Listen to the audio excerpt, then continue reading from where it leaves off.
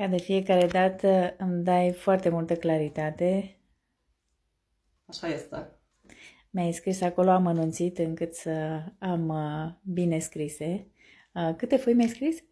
Păi, de data asta am avut mai multă dezechilibre și am umplut aproape 4 foi. Așa este, am fost puțin mai dezordonată cu alimentația și cu somnul, ceea ce m-a citit imediat. Și hai să vedem, mi-a recomandat și partea de servicii la final. Și chiar ieri mă gândeam la postul intermitent. Uite, și aici mi recomandă la Exact. Zaito.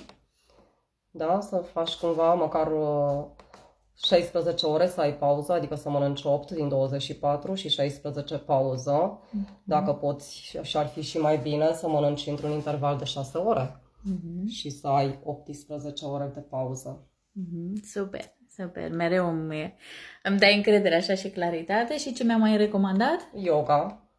Care îmi place și fac online cu prietena mea instructor yoga de 2 ori pe săptămână. Ok. Sauna chiar îmi place și mă bucură, mi-o arată de fiecare dată, continuă să mi-o recomande. Da. Fiindcă îmi scoate toxinele și chiar mă ajută.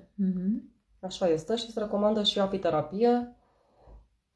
Da, a simțit că ai acolo un dezechilibru de vitamine și minerale. Eu îți recomand polen crud, dacă poți și ai de unde să-l achiziționezi. Păi sigur, am să caut și polen crud, pe lângă tot ceea ce mi-a dat din gama de aromaterapie și mi-ai făcut consultanța specializată. Și acum știu sigur că mă răsfesc și cu un pahar cu apă și cu unul dintre uleiurile recomandate la Zaito. De-abia aștept să-mi pui tangerină în apă. Mulțumesc! Plăcere!